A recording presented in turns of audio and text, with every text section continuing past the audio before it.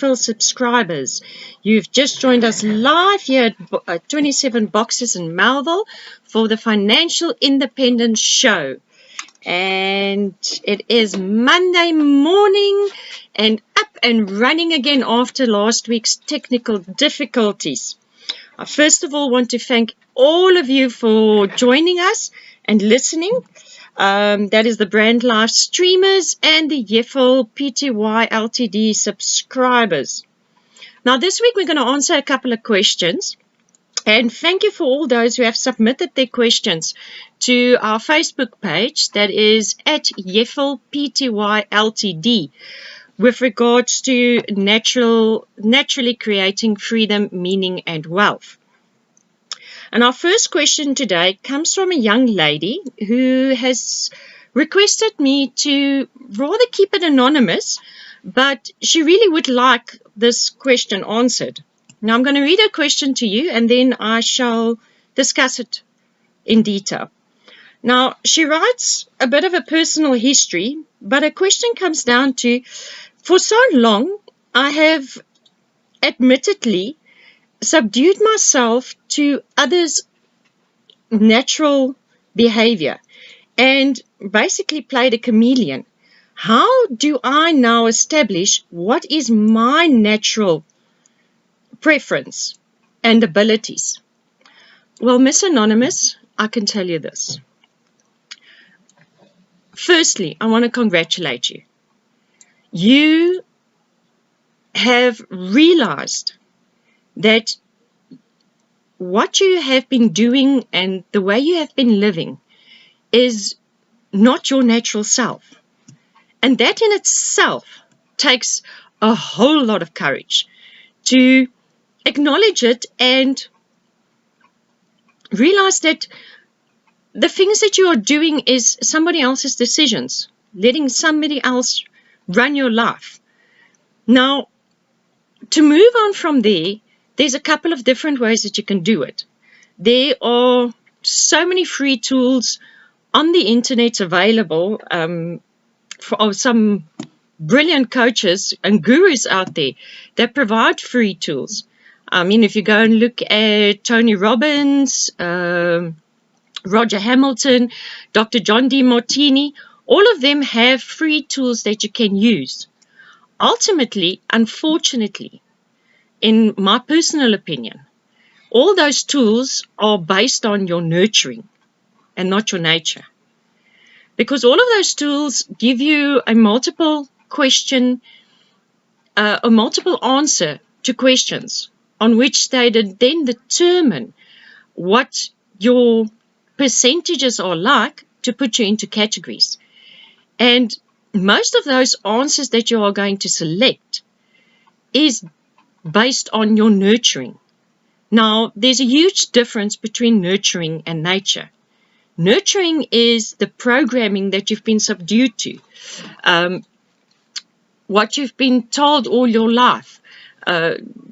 When your parents, your colleagues, your life partners, your friends keep on telling you the same thing over and over and over again, to the extent that you actually start believing it, that becomes nurturing. To really know your nature, you have to go and sit down and, yes, use these free tools. I will post them on my Facebook page and access them, use them as guidelines. But you really have to sit and do a soul search on what is important to you. What is your core values? What do you have a passion for? Only that way you will really know what your true nature is. Whether it is compassion for kids, whether it is following your dream of socializing and building a career on that. But really go and do that soul searching. I will post the links for you on my Facebook page and try them and see what happens.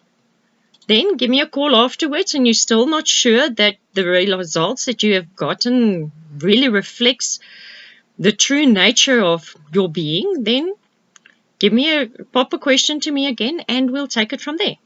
We'll do a natural analysis of you and sort that out for you. Okay. Then our next question comes from a young gentleman who has started up his own business about 2 years ago. Now, unfortunately, he is not a numbers man. Simon says he's been running his small sideline business for the past 2 years, but he can really not explain where anything has gone to. And by anything, he means any financial gains that he's got into it. Now, Simon, I bet you your problem there is your freedom, creating order, creating a system to track and record, knowing your numbers.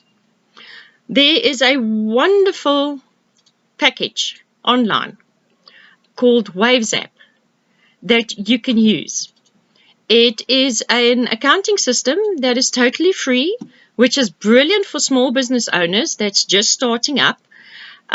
What I like about it is it gives you the ability to track your personal and your business under one login. So you can have your budget set up on the business side, you can have all your business expenses, but you can split your personal to the personal side. A lot of SMEs that I work with make the same mistake. They live off their business. Now, living off your business is all good and well. Yes, you've gone into business to provide yourself a better lifestyle, a better way of living. But you can't suck your business dry by using everything that comes into the business. One of my mentors has taught me very early on that you have to split personal and business. And if you do have your own business, pay yourself a salary, a fixed salary, or a percentage is even better. So that if the business doesn't perform that well this month, your salary does not pull the business down. Considering that you are still full-time employed and running this as a sideline business, work on a percentage and split the two on the Waves app. Record your numbers, put in your receipts, but clearly distinguish what is for personal use and what is for business use. What is actually the difference between the two?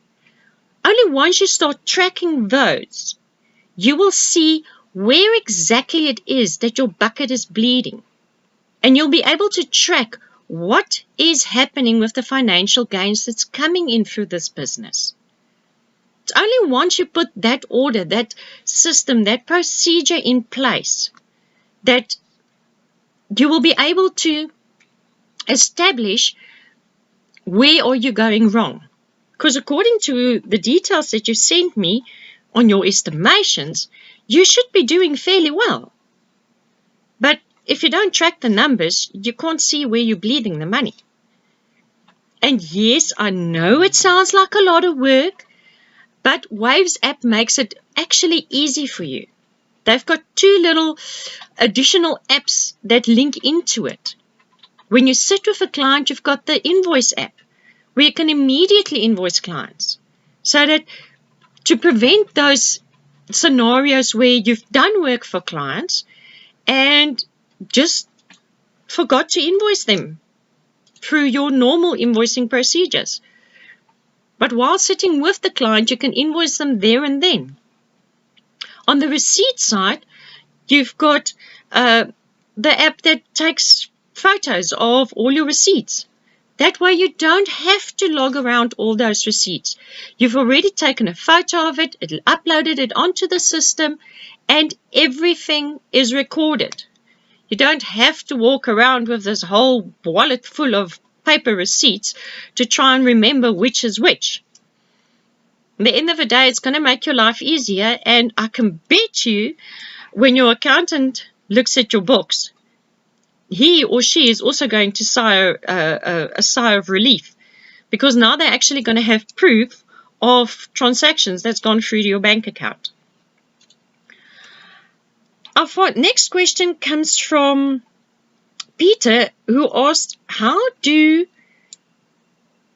you build a system for a small business with regards to procedures,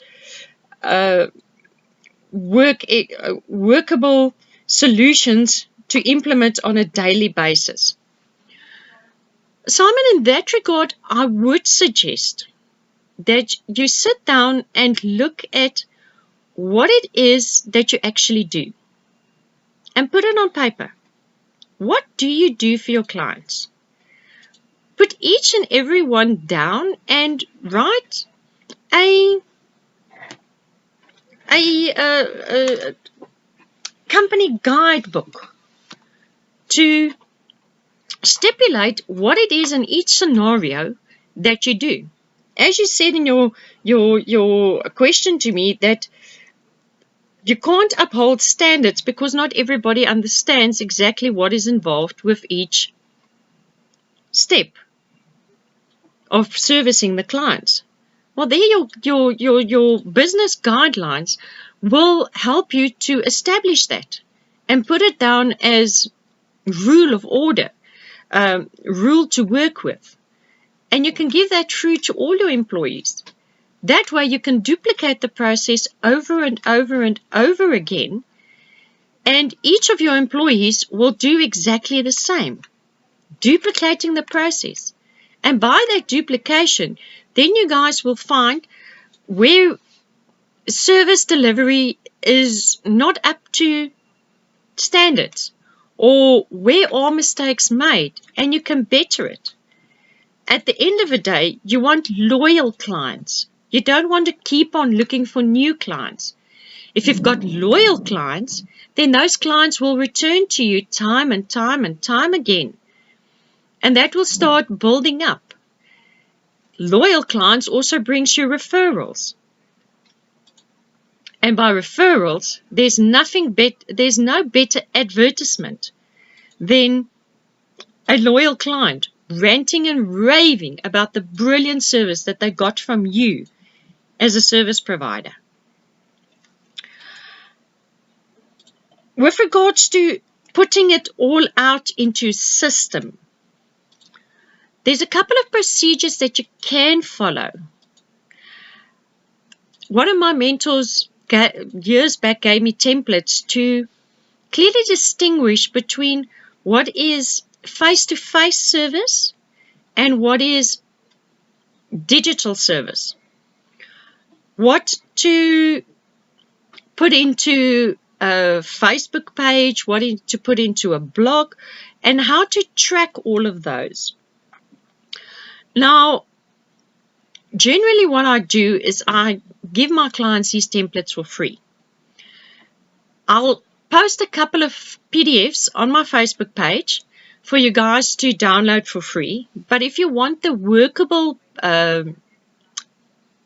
Excel spreadsheet to actually track on and have it in digital form, pop me an email to admin@yevl, that's yevl.co.za, and we can talk about the workable templates. They're all copyrighted as they come from my mentors, and I've spent a couple of years putting them together in a workable format. So pop me an email and we can discuss how to move forward on that.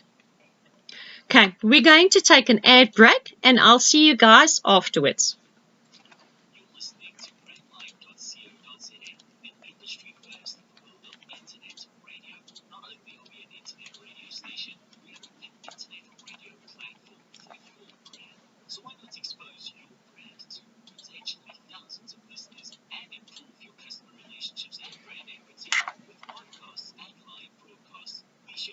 Brandlive.co.za for more information. Brandlive.co.za, harnessing the power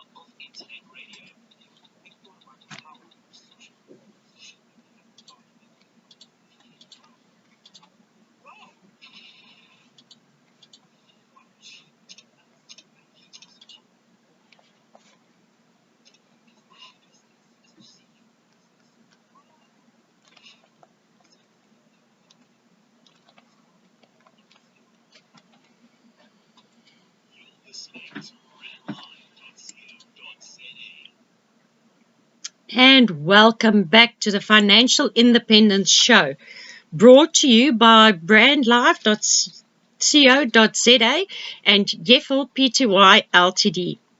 Remember, all questions that you want answered on the streaming, you can submit to either the Yeffel Pty Ltd Facebook page or via WhatsApp to 065 899 1918. Our next question is in regards to providing meaning. Now, Patrick asked a very interesting question with regards to the business he's been running for quite a few years now.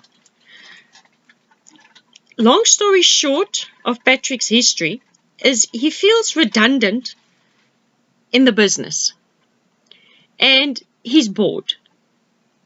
The business is doing swimmingly, but he doesn't feel that passion for it anymore. What should he do with regards to it? Now, Patrick, my question to you would be, why did you start the business in the first place? What made you start up this business? What was that original why? Was there an original why, or did you just see an opportunity in the market where service delivery by competitors lacked, or there was no competitors to start off with? But why did you start that business? Why did you leave full-time employment to start your own business and build it up to where it is today? Why did you take all that time and effort to build it up? If you can answer that original why and go back to that original why, I'm more than certain you'll find your meaning again. But as life changes and we all change and our perspective change, maybe that why is not valid for you anymore. Maybe the reason behind starting the business, you've moved on or past it. Then you have to consider, why do you still want to do it? You can have it on automated pilot and have somebody run it for you and start another passion business. But what is your why? You go read the book of Simon Sinek. Start with why. That is the point where I believe anything and everything should actually start from. Not because somebody said we have to do it, or just because there is a need for it. But if you don't have the passion, the why you started, then it doesn't matter what you're going to start. It is going to bore you after a while. Or you, when challenges come up, might just decide, well, it's not worth the effort and give up. And then you unfortunately have a scenario where you are sitting now with a couple of employees that are dependent on you, enjoying their work, enjoying the environment that they're working in. But if you close that business doors, you'll have a couple of unemployed individuals. So yes, although your why, your passion is important, you have to consider your employees too. Where are they going to go to? That's why I recommend rather put it in some sort of autopilot, let that business run and still generate income for you. I mean, if you go and look at most of the business coaches and business gurus, they all state that you have to build a business up to the extent where the business no longer needs you to run. That you don't have to actively be part of the business to have it running and be profitable. Maybe you have now reached that point. Your business is profitable, get your business to run without you being actively involved? And then ask yourself your whys again and find another passion to move forward.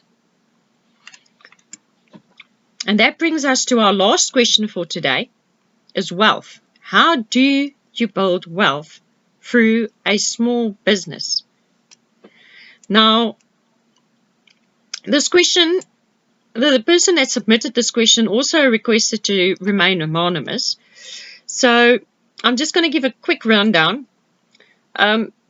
She has a full-time employment that pays a fairly good salary, and somebody has approached her to start her own business. She thinks it's a wonderful opportunity, but she's not too sure if she should pursue it. Well, from what I've read in your short story that you submitted to me, you have a passion for health and beauty. So why not start a multi-level marketing business with a friend in that? Robert Kiyosaki has stated several times, and quite a few of the other business gurus, even some of our best examples in finance and industry, have stated that you will not get rich on a 9-to-5 job. So keep your 9-to-5 because that's your passion. But start a multi-level marketing business, because there you have the support of the multi-level marketers. Add to that the education systems of some of these multi-level marketing companies. I mean, I have looked at quite a few of them, and their backup support and the education that they include to teach you how to work the business is absolutely brilliant. If you cannot learn something from it, then unfortunately you're not trying to learn. But go in, have an open mind, learn from it. Who knows, maybe in 2-3 years' time you decide this is not quite the multi-level marketing scheme for you, and you move on to another one. Or you have built up the experience of what it is to run your own business part-time. And you've got the support, you've learned the support structures, and you've gone through all the education. You would have received a lot of personal growth through that.